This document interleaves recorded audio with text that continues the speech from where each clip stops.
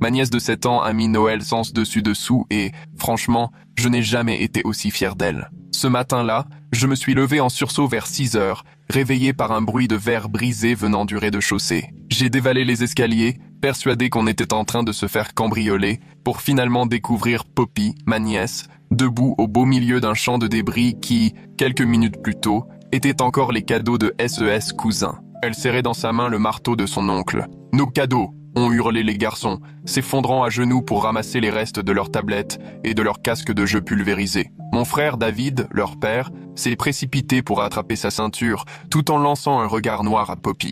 Mais avant qu'il ait pu faire quoi que ce soit, ses deux fils, 13 et 15 ans, se sont jetés sur elle et l'ont plaquée au sol, la frappant à tour de rôle, lui griffant le visage, sans que personne ne bronche. J'ai dû m'interposer pour les séparer. Poppy, une fois remise debout, avait le visage tuméfié, l'arcade sourcilière en sang, mais elle est restée là, imperturbable, le torse relevé, un petit sourire au coin des lèvres, presque fière d'avoir ruiné la fête. « Où sont nos vrais cadeaux ?» criaient encore les garçons. C'est à ces moments-là que tout le monde a compris. Les cadeaux les plus chers, PlayStation, iPhone, tous ces dont ils rêvaient, n'étaient pas simplement cassés, ils avaient disparu. « Poppy !» ai-je dit en douceur en m'accroupissant près d'elle, pendant que David tentait de retenir ses fils, prêt à retourner la cuisine à la recherche de couteaux. « Tu peux me dire c'est eux qui s'est passé ?» Elle a observé la famille, tous médusés. « Tes fils sont de vrais tyrans !» a-t-elle balancé à David, le sang coulant toujours sur sa joue. « Espèce de... » David a essayé de s'élancer sur elle, mais je l'ai retenu. Poppy a continué, implacable. « L'an dernier, ils ont détruit le cadeau de Noël de mon ami à l'école. Sa mère s'était saignée pendant 6 mois pour lui offrir une maison de poupée, et ils l'ont piétinée, la laissant en larmes. La femme de David a tenté de minimiser, mais Poppy n'avait pas fini. Toute l'année, ils ont bousillé tous ces que j'ai reçus. Mon télescope d'anniversaire, cassé, mon coffret de dessin, ils l'ont brûlé. David a tenté une excuse maladroite, mais Poppy l'a coupé net. Je l'ai dit à tout le monde à Thanksgiving. J'ai même raconté comment ils avaient abîmé la seule photo que j'avais de mes parents avant qu'ils ne meurent. Poppy s'est effondrée en larmes. Et vous m'avez juste dit d'arrêter d'être en colère, que ceux n'étaient que des gosses qui jouaient. J'étais atterré. Moi qui travaille à l'étranger, je n'avais jamais rien su de tout ça. C'est vrai ? Ai-je lancé d'une voix dure. Un silence pesant s'est abattu sur la pièce, personne n'osant croiser mon regard. Poppy a essuyé le sang sur son visage, puis, calmement, elle a lâché. Oui, j'ai détruit leur cadeau. La mère s'est étranglée de stupeur. C'est eux cadeau. Mais Poppy l'a coupé. C'est eux n'est pas pour ça que je l'ai fait. Le silence s'est installé. Alors pourquoi ? Ai-je demandé en la regardant. C'est là qu'elle a désigné notre grand-mère, assise dans un coin, perdue dans SOS Pensée, son pyjama de Noël sur le dos, l'air absent à cause de sa démence. Ils ont volé mamie. Ils lui ont pris 2000 €. Le visage des garçons s'est effondré. C'était la première émotion qu'ils montrèrent depuis le début. David n'en croyait pas ses oreilles. C'est impossible. Mais Poppy, sûre d'elle, a poursuivi. Mardi soir, je n'arrivais pas à dormir et j'ai entendu des bruits dans la chambre de mamie vers 2 heures du matin. Tout le monde est resté figé. J'ai vu tes fils fouiller dans son sac et prendre sa carte bancaire, a-t-elle lancé à la mère. Ils ont trouvé son code dans son journal intime, puis sont sortis discrètement. Je les ai suivis jusqu'au distributeur. Tu racontes n'importe quoi, a tenté l'un des garçons. J'ai tout filmé, a répliqué Poppy en sortant son téléphone. Sur la vidéo, on voyait clairement les garçons retirer de grosses sommes d'argent. Pris de panique, ils se sont mis à trembler. David a attrapé le téléphone de mamie, les mains fébriles, et en vérifiant les retraits, son visage s'est défait. « Pourquoi, fiston ? Explique-moi. C'est mamie qui voulait qu'on prenne l'argent. » ont tenté les garçons, pathétiques. À ce moment-là, Poppy a filé à l'étage, on a entendu fouiller dans les tiroirs, puis elle est revenue brandir une lettre. L'écriture tremblait. « Ma chère Poppy, je me sens de plus en plus faible. Il m'arrive d'oublier jusqu'à mon petit déjeuner, mais je n'ai pas oublié les 2000 € que j'ai mis de côté pour l'association de Noël. Je veux que des familles dans le besoin aient des cadeaux. Si jamais j'oublie, rappelle-le-moi. Je t'aime, mamie. » David était au bord des larmes. « Pourquoi tu ne m'as rien dit, Poppy ? Je te l'ai dit !» a-t-elle hurlé. « Tu m'as traité de menteuse. Tu m'as arraché mon téléphone quand j'ai voulu te montrer la vidéo. Tu m'as frappé quand j'ai essayé de retrouver l'argent. » David, accablé de honte, s'est caché le visage entre les mains tandis que sa femme, en pleurs, lançait des regards assassins à leur fils. Alors, vers 3h30 CE matin, a poursuivi Poppy, j'ai mis en ligne tous les plus beaux cadeaux de mes cousins en dons gratuits. Voilà pourquoi ils ont disparu. Je n'ai gardé aucun sou. Un silence de plomb a envahi la pièce, chacun sous le choc. Soudain, Les garçons se sont rués sur le téléphone de Poppy pour effacer la preuve, mais elle a reculé agilement. « Tout est déjà sauvegardé, comme tonton me l'a appris. Vous ne pouvez plus rien faire », a-t-elle lancé. Désespéré, David s'est tourné vers moi. « Tu es son oncle préféré. Fais-la supprimer la vidéo. On réglera ça entre nous. » Je me suis contenté de fixer ma nièce, droite face à des garçons 2 fois plus grands qu'elle. Je crois qu'elle a déjà réglé les comptes. Mais alors que la femme de David vérifiait leur compte en banque, l'aîné s'est subitement rué vers la cuisine. On a entendu des tiroirs claquer, il est revenu, un couteau à la main. Avant que quiconque n'ait le temps de bouger, il s'est précipité sur Poppy. J'ai bondi et attrapé son poignet à la dernière seconde, la lame à quelques centimètres du visage de Poppy. J'ai tordu son bras de toutes mes forces. Il s'est débattu avec une fureur insoupçonnée pour un adolescent. On a lutté, tournant dans la pièce, sous le regard pétrifié des autres. Son frère s'est jeté pour m'immobiliser l'autre bras, mais j'ai réussi à dégager ma main et à continuer à forcer l'aîné à lâcher prise, jusqu'à CE que SES doigts cèdent enfin. Le couteau a commencé à tomber, mais il l'a rattrapé au volume avec l'autre main. C'est à cet instant que j'ai senti la lame m'entailler l'avant-bras, alors qu'on se battait pour l'arme. Une douleur vive m'a transpercé le bras, mais impossible de lâcher prise. J'ai fini par saisir son poignet à 2 mains et je l'ai tordu en arrière, assez fort pour qu'il hurle et lâche enfin le couteau. Il a rebondi sur le carrelage dans un bruit sec, et d'un coup de pied, je l'ai envoyé glisser sous la cuisinière, hors de portée. Ma manche était déjà trempée de sang, des gouttes tombaient sur le sol. J'ai repoussé l'aîné avec tant de force qu'il a heurté le mur. Puis je me suis placé entre lui et Poppy, qui était toujours assise, le visage fermé, le regard plein de défi. La femme de David a poussé un cri en voyant le sang s'étaler par terre. David, lui, restait figé, la bouche ouverte, incapable de réaliser CE qui venait d'arriver. Personne ne touche à CE couteau ni à Poppy, ai-je lancé, suffisamment fort pour que tout le monde m'entende. Les garçons haletaient, m'adressant des regards noirs, débordant de haine. Ils tournaient en rond, tels des fauves en cage, guettant la moindre occasion de bondir. Le sang coulait toujours sur le visage de Poppy, mais elle ne laissait échapper aucune larme. Je devais l'éloigner d'ici avant que CES gamin ne recommence. Je me suis dirigé vers la porte du jardin et tourné la clé d'une main tout en gardant un œil sur eux. « Poppy, emmène mamie à l'étage, dans la salle de bain, et ferme la porte à clé. » lui ai-je ordonné sans quitter les garçons des yeux. Poppy s'est levée tout doucement et s'est approchée de mamie, encore assise, l'air complètement perdu. Mamie répétait sans arrêt qu'elle ne comprenait pas tous ces raffus, pendant que Poppy l'aidait à se lever. Les garçons ont tenté de gagner l'escalier, mais je me suis interposé. « Vous ne les approcherez pas », ai-je prévenu d'un ton ferme. Poppy a guidé mamie dans l'escalier, marche après marche, pendant que je leur barrais la route. Mon bras me lançait, le sang ne cessait de couler, mais je tenais bon. L'aîné serrait les poings, prêt à tout pour mettre la main sur une nouvelle arme. Son frère lui murmurait des mots que je ne parvenais pas à saisir. Dès que j'ai entendu la porte de la salle de bain claquer et le verrou tourner à l'étage, j'ai sorti mon téléphone de ma main valide. Les garçons ont compris CE que je m'apprêtais à faire et se sont mis à hurler des menaces contre Poppy,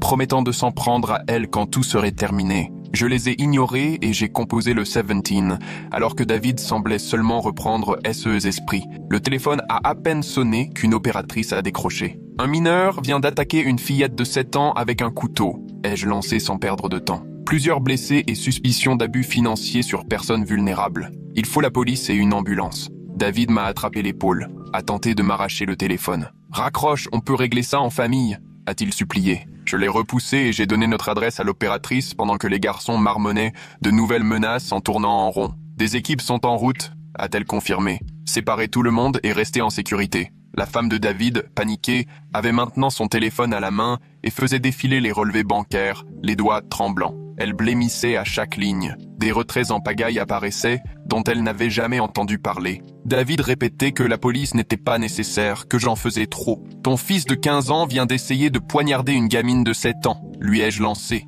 Réveille-toi. » Soudain, le plus jeune des garçons s'est précipité vers l'escalier en criant qu'il devait effacer des choses sur son ordinateur. J'ai réagi aussitôt, utilisant tout mon poids pour lui barrer la route. Il a buté contre moi et s'est retrouvé assis par terre. Son frère a tenté de passer, mais je me suis planté sur la première marche, inébranlable. « Vous n'approcherez pas de Poppy et rien ne sera supprimé », ai-je déclaré. Ils ont tous les deux tenté de me pousser en même temps, mais je faisais le double de leur poids réunis. La police est déjà en route et tout est sauvegardé, ai-je lancé bien fort pour que personne dans la maison ne puisse l'ignorer. Les garçons se sont échangés un regard paniqué et se sont mis à chuchoter à propos de leur téléphone. « Asseyez-vous et taisez-vous », leur ai-je ordonné. La femme de David pleurait désormais en montrant à David les extraits de compte sur son écran. Des milliers d'euros envolés en quelques semaines. À l'étage, la petite voix de Poppy a traversé la porte. La vidéo est enregistrée à 3 endroits différents, comme tu me l'as appris. Poppy, avec son bras en sang et ses petits rictus au coin des lèvres, regardait ses cousins hurler à propos de cadeaux cassés. J'ai eu l'intuition que cette gamine avait tout prévu, jusque dans les moindres détails, la lettre prête dans sa chambre, le timing parfait. Le soulagement m'a envahi en sachant les preuves à l'abri. J'entendais mamie demander à Poppy où était passé son sac et pourquoi elles étaient enfermées. Dans la rue, les sirènes se rapprochaient. Les membres de la famille, restés dans l'embrasure du salon, commençaient à s'agiter. Certains rajustaient leurs vêtements, d'autres rangèrent leur téléphone pour avoir l'air de rien. David, lui, passait la main dans ses cheveux sans arrêt en répétant que tout cela avait complètement dégénéré. La porte d'entrée a soudain claqué contre le mur et 2 policiers sont entrés, la main sur leur holster.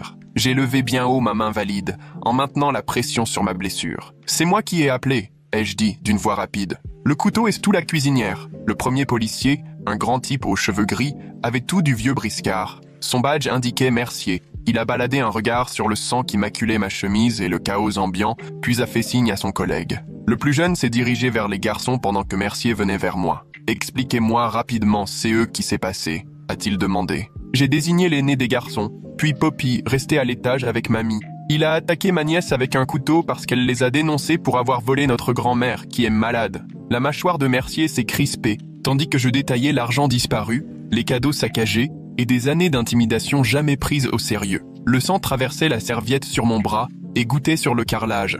Le jeune policier s'était déjà placé entre les garçons et le reste de la famille pendant que Mercier sortait sa radio. David s'approcha de Mercier, mais s'immobilisa dès que le policier lui fit signe de la main. « Monsieur, restez à distance le temps qu'on sécurise la zone. » Mercier échangea un regard avec son collègue et, sans hésiter, désigna l'aîné des garçons. « Menottez-le, c'est plus sûr pour tout le monde. » Le gamin se mit à hurler que c'était injuste, mais le jeune policier n'attendit pas et lui passa déjà les menottes dans le dos. Le bruit sec du métal résonna, et soudain, il avait l'air d'un vrai délinquant. Le plus jeune, en larmes, recula jusqu'à la porte, mais le policier lui ordonna d'aller s'asseoir sur les marches du perron, histoire de le garder à l'œil. David, rouge de colère, protesta à propos des menottes. « C'est la procédure quand il y a une arme en jeu », répondit Mercier sans même détourner le regard. J'ai alors pris la direction de l'escalier et appelé Poppy pour qu'elle descende avec mamie. Elles sont apparues en haut, Poppy tenant fermement la main de mamie et l'aidant à descendre, marche après marche. En découvrant les blessures de Poppy, le visage de Mercier s'est complètement fermé. La coupure au-dessus de son œil saignait toujours et des hématomes violacés s'étendaient sur sa joue. Il s'empara aussitôt de sa radio pour demander des secours d'une voix sèche, pendant que Poppy restait là serrant la main de mamie. « Ma puce, tu te sens capable de me montrer cette vidéo ?» demanda-t-il d'un ton apaisant. Sans trembler, Poppy sortit son téléphone et retrouva le fichier. Sur l'écran, on voyait les garçons, en pleine nuit, retirer de l'argent au distributeur à répétition. À chaque retrait affiché, la femme de David sanglotait un peu plus. Mercier regarda tout jusqu'au bout, puis lança un regard de dégoût aux 2 garçons. Bientôt, les gyrophares rouges et bleus balayèrent les fenêtres et une ambulance s'arrêta devant la maison. 2 ambulanciers débarquèrent au pas de course, posèrent leurs sacs et vinrent droit vers moi. Ils ôtèrent la serviette ensanglantée et examinèrent la blessure pendant que je tentais de cacher ma grimace. « Il faut bien nettoyer, mais pas de point de suture », annonça l'un d'eux, tandis que l'autre sortait des pansements. La désinfection m'arracha un feu terrible, mais ils emballèrent vite la plaie dans une gaze blanche. Ensuite, ils s'occupèrent de Poppy, qui ne bougea pas d'un cil pendant l'examen de son œil. « Il faudra refermer ça aux urgences », dit l'ambulancière, « et passer une radio pour les ecchymoses, par sécurité. » Mamie, de son côté, n'arrêtait pas de répéter, inquiète, pourquoi tout le monde était blessé et essayait de toucher le visage de Poppy. « Est-ce que j'ai fait quelque chose de mal ?» suppliait-elle complètement perdue. Mercier me lança un coup d'œil et désigna la cuisine d'un signe de tête. « Il faut récupérer l'arme, et en toute sécurité. » Il me tendit une pince de sa mallette à sceller, ouvrit un sachet plastique et je me mis à 4 pattes pour aller chercher le couteau sous la cuisinière, là où je l'avais envoyé d'un coup de pied. Je le saisis avec la pince, sans jamais le toucher, et le déposai précautionneusement. Mercier referma aussitôt le sachet et nota dessus au marqueur sous l'œil de sa caméra piéton. Par la fenêtre, j'aperçus le grand garçon à l'arrière de la voiture de police, dont le visage affichait enfin de la peur plus que de la colère. Mercier sortit un petit dictaphone, le posa sur la table basse. « Il me faut des dépositions officielles. On va commencer par vous, puisque vous partez à l'hôpital. » Je me suis assise et je lui ai tout raconté. Le bruit du verre brisé, l'agression au couteau. David ne cessait d'intervenir pour minimiser les faits, mais Mercier l'a vite remis à sa place. Vous parlerez en temps voulu, monsieur. Quand le policier a évoqué d'éventuels antécédents, j'ai senti un nœud dans mon estomac. Toutes ces fois où Poppy avait essayé de nous parler de jouets cassés, d'objets disparus, de farces cruelles. Le jour de Thanksgiving où elle avait raconté à toute la famille que les garçons avaient brûlé la photo de SES parents décédés. Elle avait supplié qu'on l'aide, mais personne ne l'avait écouté. David se tortillait sur sa chaise quand Mercier lui demanda pourquoi rien n'avait jamais été signalé. Les enfants restent des enfants, marmonna-t-il, sans grande conviction. Mercier se tourna vers lui, le visage fermé. Là, il s'agit d'une agression avec arme, d'abus financiers sur personnes âgées et de maltraitance répétée sur mineurs. David tenta une protestation, arguant qu'il ne s'agissait que de gamins ayant fait une bêtise, mais Mercier le coupa net. Les vols sur personnes âgées, c'est pris très au sérieux par l'État. Il y aura un signalement obligatoire à l'aide sociale à l'enfance et au service de protection des adultes. Avant que quiconque n'ait le temps de réagir, Mamie sortit de la salle de bain, l'air perdu dans le couloir. « Où est mon sac ?» demanda-t-elle. « Je veux donner de l'argent aux familles pauvres pour Noël. » Sa voix si candide fit détourner le regard à la femme de David, rongée par la honte. Même David ne trouvait plus le courage de croiser les yeux de sa mère. « On m'a pris mon argent », murmura Mamie tristement. « Je le gardais pour faire un don. » Mercier demanda alors à la femme de David de montrer les relevés de compte. Elle s'exécuta, les mains tremblantes, affichant les opérations sur son téléphone. Chaque retrait coïncidait parfaitement avec les horaires sur la vidéo de Poppy. 2000 €, retirés en plusieurs fois, 500 € par nuit, sur 4 nuits. Le choc de la vérité frappait enfin de plein fouet les deux parents. Mercier sortit son bloc et me demanda si je souhaitais porter plainte et demander une ordonnance de protection pour Poppy. J'ai répondu oui, sans hésiter. David me saisit le bras et supplia de ne pas faire ça, répétant que ça ruinerait la vie de SES fils, que eux n'étaient que des enfants qui avaient fait une erreur. Je l'ai regardé droit dans les yeux et je lui ai rappelé que son fils venait d'essayer de tuer ma nièce avec un couteau. La décision m'arrachait le cœur, mais elle s'imposait. Mercier remplit les papiers, pendant que David restait planté là, livide. Les ambulanciers confirmèrent que Poppy aurait besoin de points de suture à l'hôpital et que tout devait être consigné, désormais que l'affaire était entre les mains de la police. J'ai annoncé que j'accompagnerais Poppy. La femme de David demanda si elle pouvait venir, mais j'ai refusé. Après toutes ces années à défendre 16 garçons alors qu'ils faisaient du mal à Poppy, c'était non. Poppy me prit la main sur le chemin de l'ambulance et, pour la première fois de la matinée, elle accepta de s'appuyer sur moi. Le trajet se fit d'abord dans le silence. Puis, tout à coup, Poppy se mit à raconter comment elle avait tout organisé. Elle expliqua qu'à 3h30 du matin, elle s'était levée pour mettre en ligne, gratuitement, tous les cadeaux coûteux. Elle avait posté des annonces sur des applis de vente en précisant « premier arrivé, premier servi », et les gens ont tout emporté en un rien de temps. Sa voix restait posée, mais je voyais bien que SES mains tremblaient, l'adrénaline commençait à retomber. Aux urgences, l'infirmière du tri a tout de suite repéré quelque chose qui n'allait pas chez Poppy. Elle a soupçonné de la maltraitance et nous a conduites directement dans une chambre, où elle a commencé à prendre en photo chaque bleu, chaque griffure. Elle posait des questions très douces à Poppy sur qui s'était passé, et même si Poppy répondait clairement, je sentais qu'elle était à bout de force. Le docteur Jules Madison est arrivé pour lui recoudre l'arcade sourcilière, et tout en travaillant, elle racontait des anecdotes, parlait de son chat, de SES film préféré, pour distraire Poppy. Elle a fait preuve d'une patience et d'une bienveillance exceptionnelles, rassurant toujours Poppy et lui demandant son accord avant chaque geste. Je tenais la main de ma nièce pendant qu'on lui posait les 5 points de suture, fier de son courage face à tout ça. Ensuite, l'assistante sociale de l'hôpital est arrivée pour nous annoncer qu'elle devait faire un signalement à l'aide sociale à l'enfance en nous expliquant que c'était la procédure normale dans genre de situation. Elle a précisé que cela pourrait accélérer la mise en place de mesures de protection et l'accès à certains services. À quoi j'ai tout de suite consenti.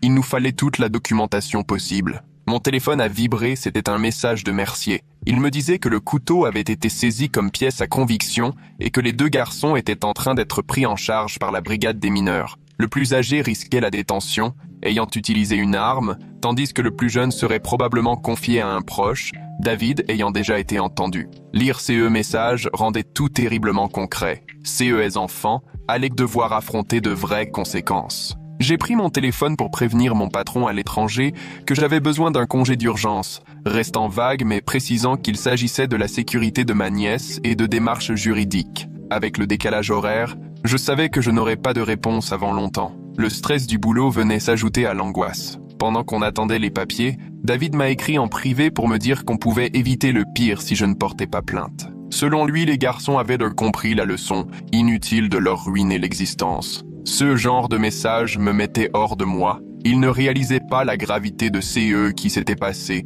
alors que son fils avait tenté de poignarder une gamine de 7 ans. J'ai pris une capture d'écran de son texto sans répondre. Je savais que ça pouvait être perçu comme une tentative d'influencer un témoin ou quelque chose dans le genre. En attendant de pouvoir sortir, j'ai revu la vidéo filmée par le distributeur sur le téléphone de Poppy. Voir CES 2 garçons voler leur propre grand-mère me dégoûtait. Surtout qu'ils savaient très bien qu'elle avait Alzheimer et qu'ils en profitaient. J'ai sauvegardé la vidéo sur 3 clouds différents. Pour une fois, quelqu'un prend vraiment soin des preuves. 3 sauvegardes alors qu'on est aux urgences, c'est la marque d'un adulte responsable. Rien à voir avec certains pères qui parlent encore de réparer ça, comme s'il s'agissait d'un simple PV de stationnement, pas d'une tentative de meurtre. J'ai aussi envoyé la vidéo sur ma boîte mail perso et transmis une copie à un ami de confiance à l'étranger, histoire d'être sûr que la preuve soit à l'abri si jamais le téléphone de Poppy disparaissait. L'infirmière est revenue avec de nouveaux formulaires, annonçant qu'on en avait encore pour au moins 1 heure. Poppy commençait déjà à s'assoupir sur le lit d'hôpital,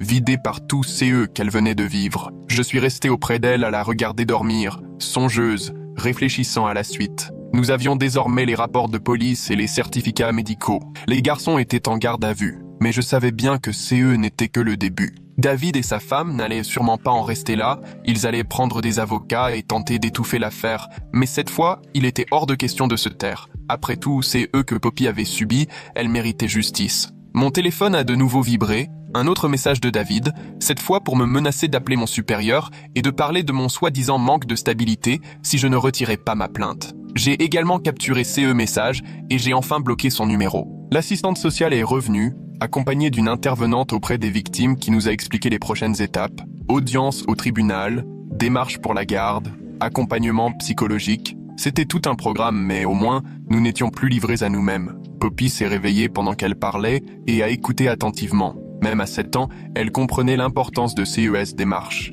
Elle a demandé si les garçons iraient en prison, et l'intervenante lui a expliqué que la justice pour mineurs fonctionnait différemment, mais qu'ils devraient répondre de leurs actes. Mon téléphone s'est remis à vibrer pendant CES explication. C'était la cellule anti-fraude de la banque qui rappelait au sujet de l'argent volé à mamie. La conseillère m'a expliqué qu'ils avaient besoin d'une réquisition officielle pour obtenir les images des caméras et l'historique des retraits. Même avec la preuve du volume, récupérer de l'argent retiré avec le bon code relevait de la mission impossible. Pour la banque, le code ayant été utilisé, la transaction était considérée comme autorisée. J'aurais eu envie de passer mes nerfs sur le mur, mais je me suis contenté de la remercier avant de raccrocher. Voici minutes plus tard, une femme en tailleur est entrée dans la chambre. Elle s'est présentée comme Ginny Abernathy, des services de protection de l'enfance, et m'a expliqué qu'elle devait s'entretenir seule avec Poppy. C'était la procédure. J'ai patienté dans le couloir pendant qu'elle passait 40 minutes à discuter avec ma nièce. À travers la porte, j'entendais la petite voix de Poppy raconter des années de maltraitance dont je n'avais jamais rien su.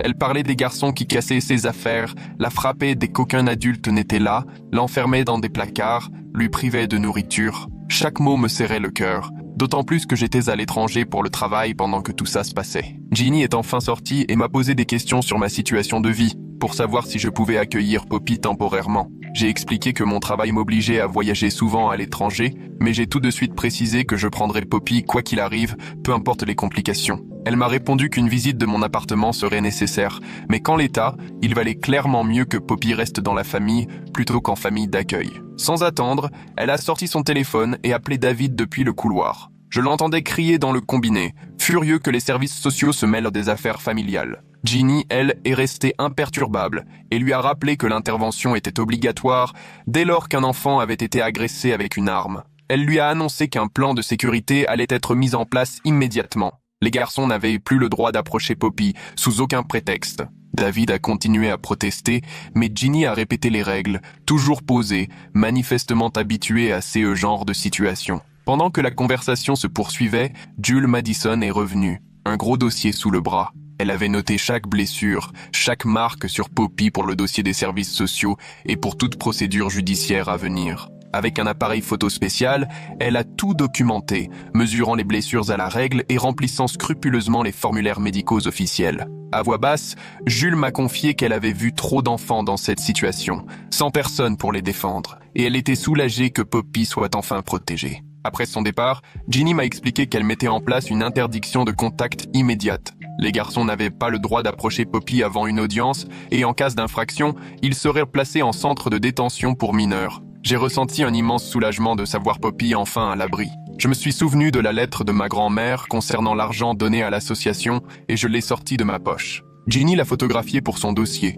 précisant que le mélange d'abus financiers sur une personne âgée et de violences sur mineurs rendait l'affaire particulièrement grave, impossible à classer sans suite. La lettre prouvant la volonté de ma grand-mère serait une pièce essentielle. Mon téléphone a sonné, c'était la femme de David, en larmes, à peine compréhensible. Elle m'a avoué qu'elle savait que les garçons s'enfonçaient, mais refusait de croire qu'ils puissent faire du mal à la famille. Après notre départ, elle avait découvert sur leur portable des messages où ils se vantaient d'avoir fait pleurer Poppy, et même des vidéos où ils détruisaient SES Affaires en riant. Elle était tombée sur des recherches sur Internet pour faire du mal sans laisser de traces. Son aveu arrivait bien trop tard, mais je lui ai conseillé de tout transmettre à la police. Pendant que je parlais avec elle, Mercier m'a envoyé un message. L'affaire passait de simples volumes à des accusations de maltraitance sur personnes vulnérables, passibles de peine planchée, même pour des mineurs. Le procureur prenait l'affaire très au sérieux, les deux victimes étant particulièrement fragiles. Pour la première fois, les garçons allaient devoir rendre des comptes. Vers midi,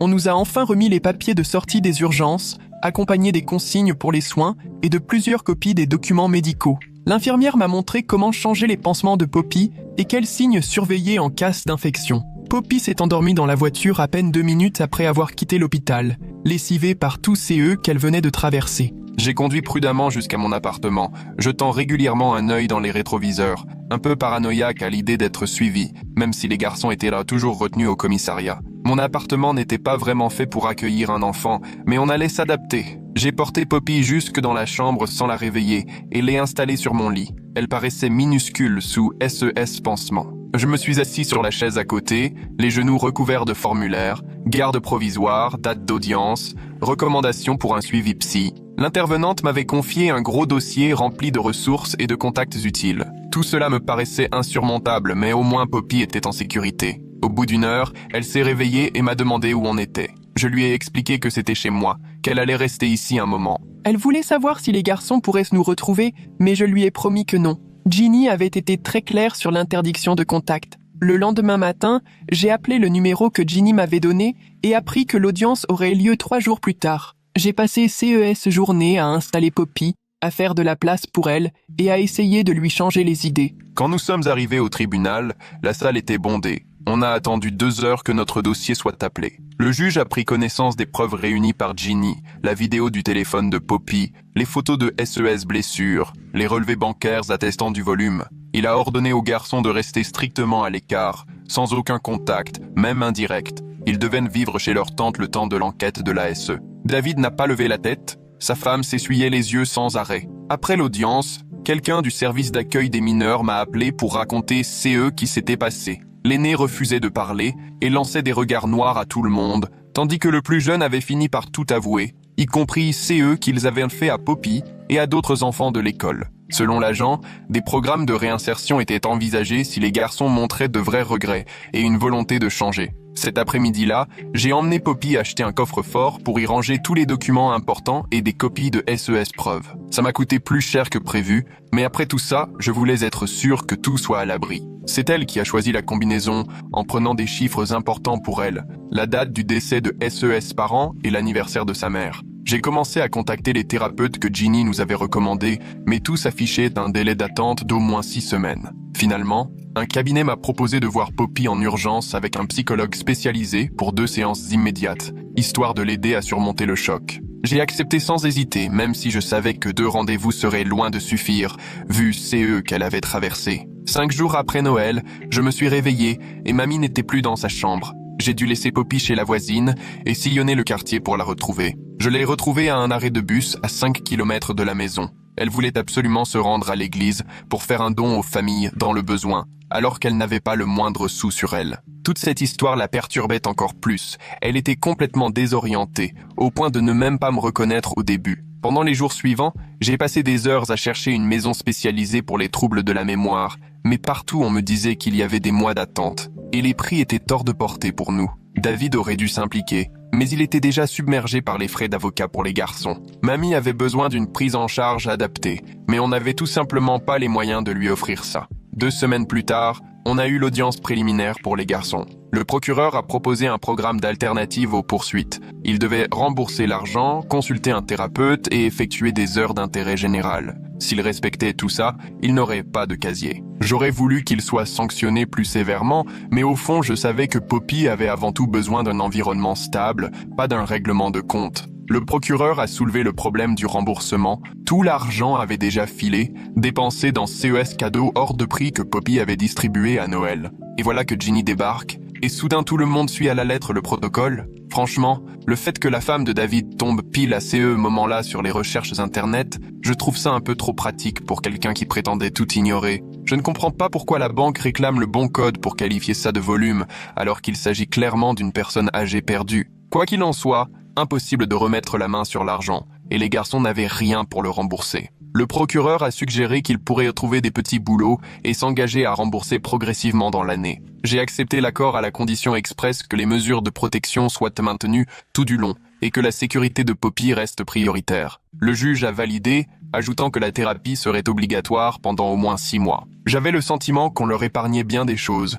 mais il fallait que je me concentre sur la reconstruction de Poppy, pas sur la sanction. Parallèlement, j'ai dû régler ma situation professionnelle. J'ai transmis tous les justificatifs sociaux et judiciaires à mon employeur pour demander un congé. On m'a accordé 1 mois sans solde. C'était à la fois un soulagement et une source de stress, car mes économies allaient de vite s'envoler avec 2 personnes à charge. Mais je n'avais pas le choix. Poppy avait besoin de moi. Les semaines qui ont suivi, une routine s'est installée. Poppy a eu SES 2 séances d'urgence. Ça l'a un peu soulagée. La psychologue lui a montré des exercices de respiration pour gérer les cauchemars où elle revoyait les garçons la poursuivre. J'ai continué à harceler la liste d'attente tous les jours, dans l'espoir qu'une place se libère. Pendant ce temps, David et sa femme étaient eux aussi sous pression. L'ASE poursuivait son enquête, ils devaient suivre des cours de parentalité et recevoir des visites à domicile. Les garçons étaient chez la sœur de David, qui m'a appelé une fois pour se plaindre de leur comportement insupportable. Je lui ai répondu que CE n'était plus mon problème. Quant à mamie, elle a encore eu 2 épisodes d'errance ce mois-là.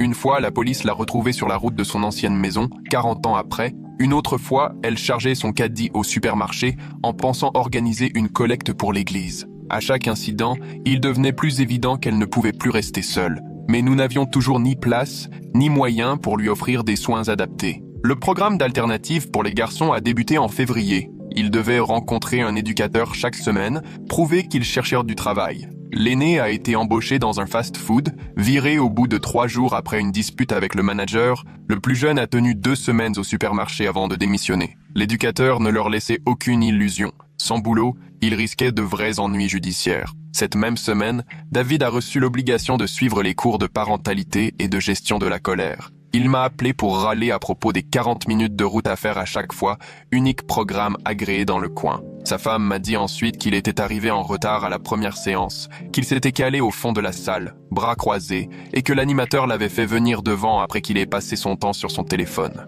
Au moins, il y allait. Les séances de gestion de la colère, c'était encore pire. 2 par semaine, 200 € chaque fois. Il a tenté de s'en tirer en expliquant qu'il n'avait pas les moyens, mais le juge lui a sèchement conseillé de vendre son bateau si c'était si compliqué. 2 semaines après que tout a éclaté, la conseillère scolaire a appelé pour organiser une rencontre avec Poppy. Elle avait une présence rassurante qui a permis à Poppy de s'ouvrir vraiment. Cette fois, pas de discours sur le pardon ou la réconciliation à tout prix, elle s'est concentrée sur des questions concrètes. Est-ce que Poppy se sentait capable de manger à la cantine ? Se sentait-elle en sécurité avec les garçons dans le même couloir ? Ensemble, elles ont dressé la liste de tous CE qui pourraient l'aider à se sentir prête à revenir, sans calendrier imposé, sans pression pour faire la paix. Des mesures simples, un système de copines, la possibilité de m'appeler à tout moment. Après CE rendez-vous, Poppy avait l'air allégée, comme si enfin quelqu'un l'avait comprise. La semaine suivante, Ginny est passée me voir pour faire le point. On s'est posé à la table de la cuisine,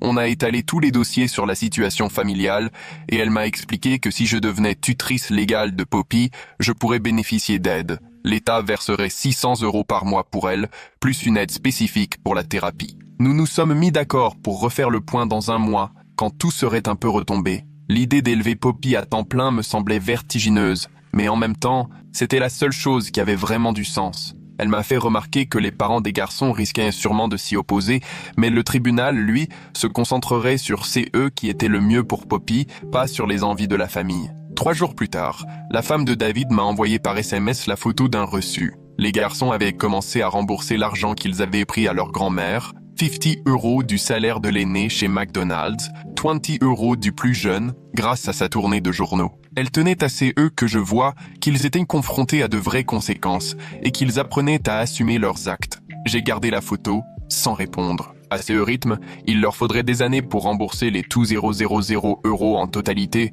mais au moins, c'était un début. Le tribunal leur avait demandé de reverser la moitié de CE qu'ils gagnaient pour indemniser leur grand-mère. Ce soir-là, je me suis installé sur le canapé, Poppy endormie contre moi, sa tête sur mon épaule. J'ai attrapé un carnet et j'ai noté CE que je pouvais réellement contrôler au milieu de tout CE chaos. Protéger Poppy était évidemment en haut de la liste. Ensuite, être présent à tous les rendez-vous. Enfin, essayer de prendre les choses un jour après l'autre. La famille était en miettes, l'argent manquait, rien n'était simple ni bien rangé. Mais Poppy était là, paisiblement blottie contre mon bras, retrouvant enfin un vrai sommeil pour la première fois depuis des semaines. Pour l'instant, c'était tout CE qui comptait. Bon les amis, je vais m'arrêter là pour aujourd'hui. Merci de m'avoir permis de partager mon point de vue pendant qu'on traversait tout ça. On se retrouve bientôt. Si vous êtes allés jusqu'au bout, laissez-moi un commentaire. J'adore vous lire.